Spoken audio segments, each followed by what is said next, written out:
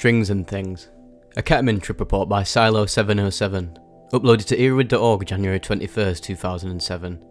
Setting: bedroom, 6 AM. Prelude. I've only been using ketamine on an occasional, sometimes often basis for a little over a year now as of this writing. I've always enjoyed it, but did not get a true taste of a strong K-hole experience until recently.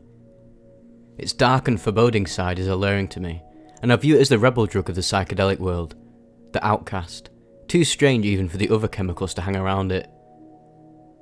My favourite time to slip into a K-hole is after a long night of activity on MDMA, preferably while still coming down, though not necessary. I feel it brings a deeper side to the drug and enhances my trip quite a bit. This report is about one of those times, my most recent one, and it was so powerful that I think it would be interesting to write it in a form which might emulate the way I was thinking while under the influence, and also in present tense. I've been waiting a couple weeks, collecting my thoughts on what exactly happened during this 2 to 3 hour K-hole, but I think I have it figured out as much as possible, which is not very much at all. Note: no tolerance at this time. Blast off. A warm sun is rising over the eastern horizon through my translucent blinds, and I'm receiving the perfect temperature and light within the room. I'm physically tired from the night before, but my brain is ready for more action. I dig 300mg worth of ketamine out of my bag, weighed up, onto a tiny metal spoon and take it in consecutive bumps in a swift manner. Zoop! Ah, there's that taste. I'm so used to the slight sting of the drug that it doesn't bother me much at all anymore. If you've never tasted ketamine before, it tastes exactly how I'd think it should. A slight chemical wave runs through my nose and down my mouth, sending signals to the rest of my body in a fashion that is clearly communicating, "Here we go again." I lay back on my bed in a perfect symmetrical position as I always do and begin to ascend. The feelings seem to be coming on strong and I await the peak with open arms. Part 1. Escape from the Motherland. Green walls and a tilted ceiling fan are visible. My physical body must still be too aware of my bedroom. I need to concentrate on my departure. Cosmic particles are running up through my spine, bypassing my neck and colliding with my brain at a quickened rate. Each successive particle is pushing me slowly and slowly upward in an erratic fashion. I'm in an elevator riding to the summit of the universe, yet it's stopping at every floor on the way up.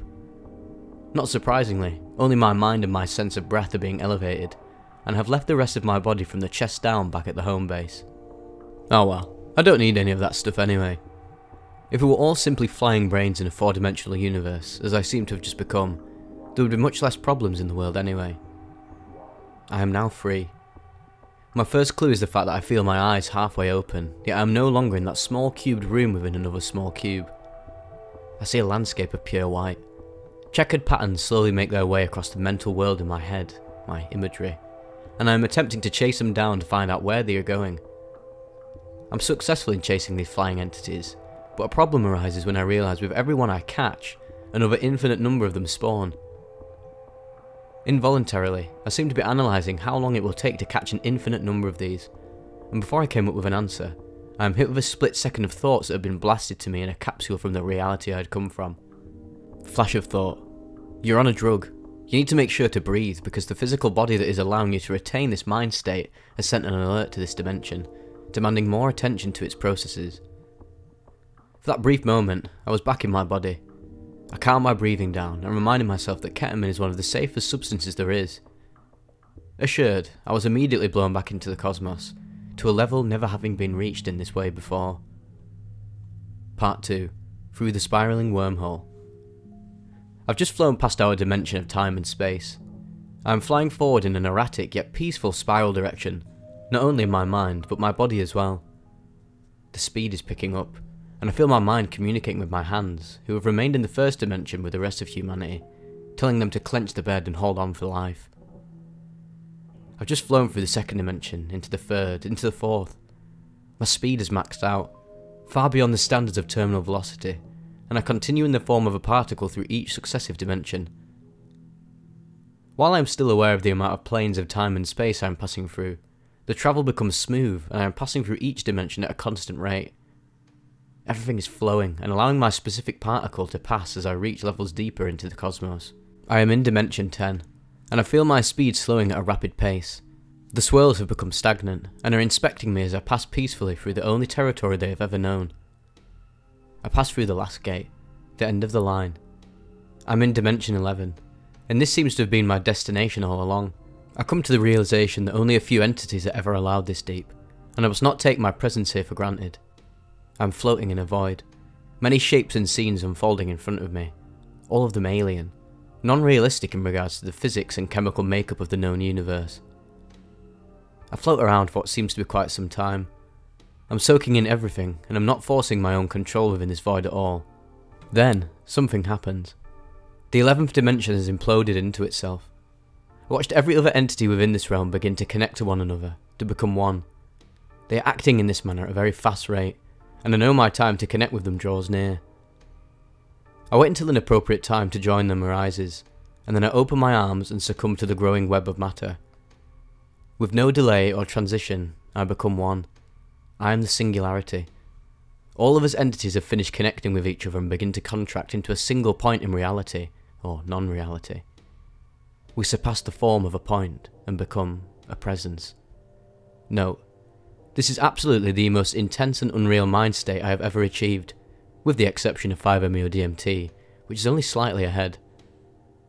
As this singularity, I am in the centre of everything that is known. Part 3. The other superstring theory. I am connected to every part of every universe and dimension that I have just traversed. Through a set of invisible strings, which connect every piece of matter ever conceived to one another, I can focus on any area of the cosmos that I wish.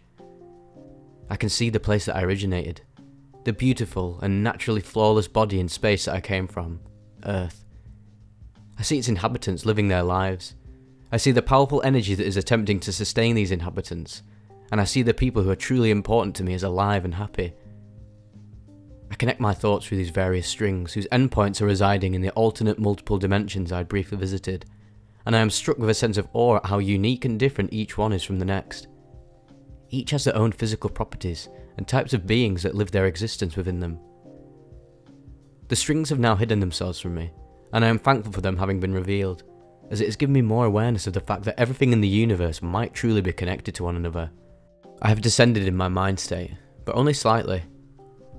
Part 4. Anti-Ascension. I'm slowly gaining awareness of myself being placed back into my physical body. It's a strange feeling, and my eyes are half open, yet I still do not fully understand my location. My mind is spiralling back from the alternate realities I had faced, and slowly, memory of what the real world is slowly comes back to me. A blast of introspection hits me like a train, and I see myself and everything that I believe in, compressed into one small space that is my mind. My entire memory and persona is reassembling itself, and the love for what I have in this world feels stronger and more vibrant within me. As I slowly open my eyes, I look at the corners of my ceiling, which seems to stretch from miles away. There also seems to be a thin layer of darkened matter spread throughout the room, which seemed to make my surroundings darker than I believed them to be in reality. I noted this was nothing new, and ketamine usually did in fact make my vision seem darker in an indoor environment. I dismissed my surroundings once again, and closing my eyes, hoped to squeeze every last feeling out of the mind state that I have achieved.